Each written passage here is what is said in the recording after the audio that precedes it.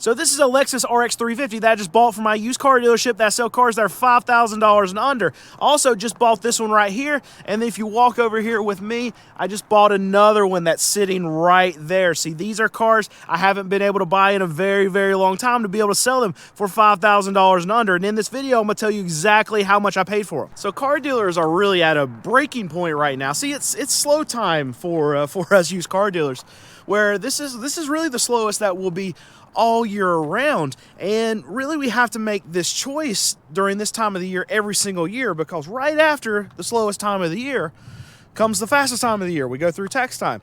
So you have to decide as a small business owner, small used car dealers that are across the country, well, do we load up because the prices are actually really good right now at auction because a lot of these car dealers are slow, and all these car dealers that are on floor plans, they have to pay interest, they have vehicles that are sitting on their lot not moving.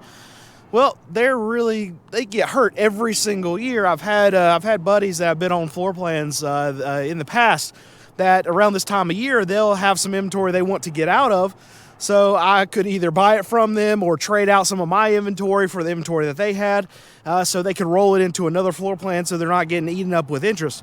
These are the kind of decisions that a lot of car dealers have to make at this point in time of the year. But really right now is a time period where you need to be buying cars, because we're going to go through tax time. It's going to hit.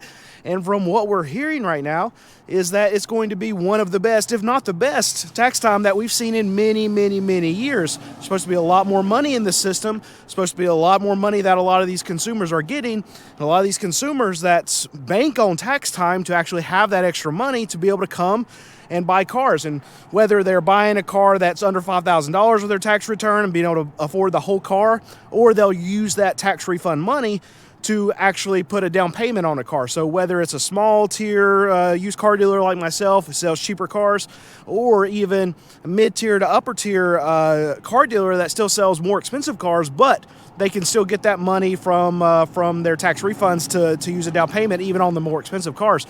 All car dealers are more busy during the spring than they are any other time of the year. That's just the way it works here in the car market. So right now, when a lot of dealers are getting pinched, when they're slow, when they're not moving inventory, when quite frankly, you're worried about your business, it seems like it happens every single year, just like this, where, okay, you've got a bunch of cars, can't sell them, and now what do? Well, we know tax time's coming. Do we buy more cars, or because we're slow, do we hold off? And here's the dilemma. Well, what if tax time is not as good as we anticipate? There's been a few years in the last decade or so where there's been holdups at the IRS, or you've just had people that didn't want to spend their tax refunds because everything costs more. Well, what we have going on right now, we have some change up in how the IRS is going to operate. We have some change up in what the laws say about how much people are actually getting back. And then on top of that, you have everything that just costs more. So this could be one of those weird years where, yes, it seems like from all the news, everything that we're hearing, that we're going to get a lot more money in the system, but it might take longer to get it, or it might just be that, yeah, maybe they get more money to actually spend, but they have to spend it elsewhere. These are a lot of things that car dealers right now have to deal with. And on top of that, you add in, okay, do we load up when we're just not selling cars right now? All right, so this one's a 2004 Lexus RX 330, and I paid $2,600 for this car. After fees and everything, we got like $2,800, $2,900 in it. It's probably going to be a $4,000 to $4,500 car, depending on how good it is. We'll try to hit a home run when we initially price it. A lot of times it'll sit for about 2 weeks and then we'll drop it. Although as of late, if it's been an RX 330 or 350 like these over here, we've been able to sell them very quickly. And I will say, probably Lexus RX right now are my favorite thing to have on the lot. Now, a lot of times you'll hear me talk about Camrys and my love for Camrys, and I absolutely still love the Camry, and it's my favorite for reliability, and that's what I'm usually saying. But Camrys don't sell as well as I would think they would. They still sell great, and we don't lose money on them, and we can move them relatively quickly. But these Lexus RX 350s, the 330s, we move them faster than just about anything else, because you have that reliability, but you also have okay, you get a little bit of a luxury kind of upgrade, even with it still being relatively cheap. That one back there is going to be $4,000, $4,500. These other two are going to be very similarly priced, and I'll be able to tell you the prices on both of these in just a minute. But that's the thing. My favorite thing to buy right now, and why you see so many of them. We just got 3 in just in 1 week. We had 4 or 5 of them. In the last probably 3 to 4 weeks sitting on my lot, and we moved through all of them very quickly, and in a lot of cases we move through them before we even have to do price drops. And I will tell you exactly what I'm doing right now, and you can see behind me, if you've watched my videos for any amount of time, you know that we haven't had this many cars in a very long time. I've got 3 full rows of cars here on my hill. I've got 1 more row, and I can put 1 more row out here out front, but it pushes us a little tight. And then we've got cars that are coming in here through Recon. I've got cars on the front row over there too. We've got like 105, 110, somewhere around there. In the next month or so, I would like to have 150. We're probably not going to get there. So my realistic goal now is probably somewhere around 130 cars. But I'm buying anything that I can see right now that I think that I'm still going to be able to sell, make some money for that $5,000 and under range. It's still hard to do. It's still hard to do. Even with the prices coming down, stuff like this Lexus right here. We haven't been able to buy stuff like this in large quantity, but we've had a lot of these RXs actually come through our system lately. Just had one of you that watch our videos, they just bought one of the RXs that I thought was the best one that we've ever bought. Clean. I'm getting beside the point. Thank you for buying that, but just to show that we've been able to get a lot more. And here's one right here.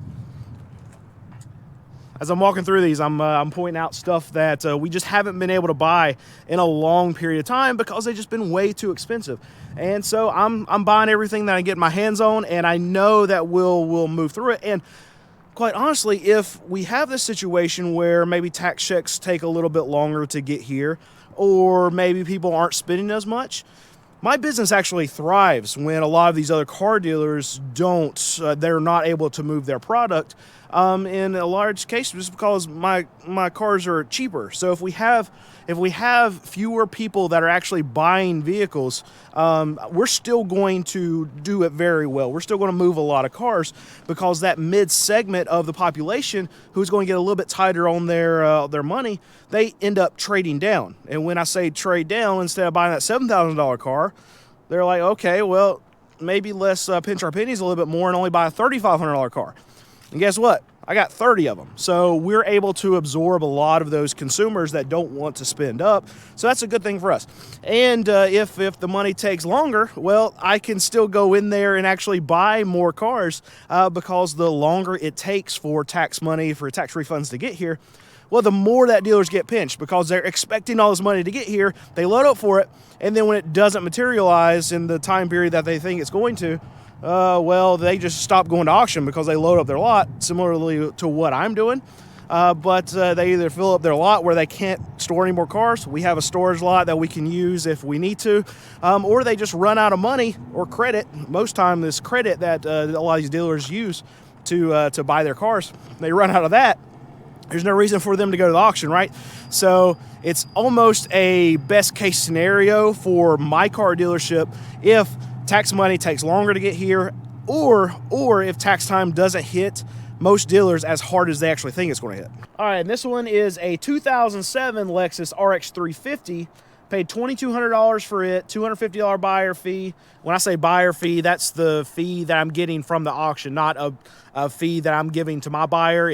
I'm the buyer in that situation at the auction, and it costs me the $2,200 that I'm paying to the seller, and then the auction charges me a buyer fee that's $250. I know I've seen a comment before saying, "Oh, you're a shady dealer. You're just charging an extra fee for nothing to your buyer." No, the buyer fee is what I pay.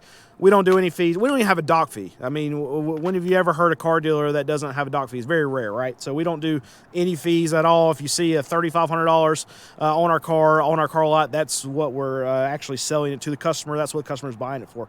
But it's 2007 Lexus RX 350, $2,200. We got $2,450 in it plus inspection things. So we got like $2,500 in it.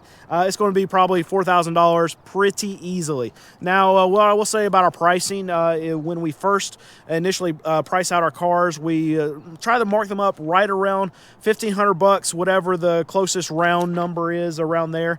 And if it sits for 2 weeks and doesn't sell, then we'll mark it down $500, and then at that point we're making right at $1,000. I like to be very fluid with our pricing, and I don't like to sit on prices for very long. Hence, every 2 weeks we'll go through and mark down a lot of our prices. But on something like this, we're probably not going to have to. We'll probably be able to hit that home run, make that $1,500 on this car, and keep rolling and rinse and repeat. And again, here's the last one that we've got coming into the system this week. This one's also a 2004, and we also only paid $2,200 for this one too.